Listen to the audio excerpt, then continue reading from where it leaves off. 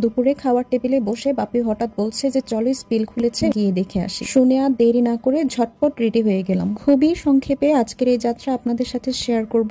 এখন যা দেখছেন সবগুলোই কিন্তু প্রজেক্টের ভেতরের ছোট ছোট ক্লিপস। চারপাশটা এত পরিষ্কার পরিচ্ছন্ন। আমরা এখন যাচ্ছি স্পিলওয়ের দিকে। আমরা অনেক দেরিতে বের হয়েছিলাম বলে খুব অল্প সময়ের জন্যই পারমিশন পেয়েছিলাম। গেটের কাছাকাছি যেতেই পানির শব্দে গা হাত ছমছম করছে। এটাই সেই কাঙ্ক্ষিত স্পিলওয়ে, আর এটাই স্পিলওয়ের প্রবেশ মুখ। এগুলো বিশ্রামের জন্য ছোট ছোট কটেজ। যেহেতু আমরা স্পিলওয়েতে বেশিক্ষণ টাইম স্পেন্ড করতে পারিনি, বাপ্পি আমাদেরকে এখন নিচ্ছে এটার ঠিক অপোজিট সাইডে। আর এখন যেখানে যাচ্ছি ওই জায়গাটা আসলে স্বপ্নের চেয়েও বেশি সুন্দর। জাস্ট আপনারা ভিউটা দেখেন। চাঁদের আলো পানিতে পড়ে এত সুন্দর একটা প্রতিফলন সৃষ্টি করেছে। এখান থেকে স্পিলওয়েটা ডিরেক্ট দেখা যাচ্ছে।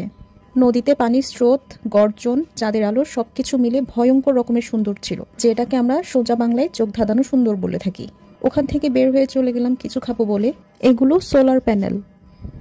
সবকিছু মিলে আমরা এত দেরি করেছিলাম যে কোথাও কিছু পাচ্ছিলাম না। তাও ভালো, শেষমেশ একটা দোকানে গিয়ে একটু কফি আর একটু মোগলাই পরোটা পেয়েছিলাম। এখন ফিরে যাওয়ার পালা। এতক্ষণ সময় নিয়ে আমার বক বক শোনার জন্য সবাইকে অনেক অনেক ধন্যবাদ।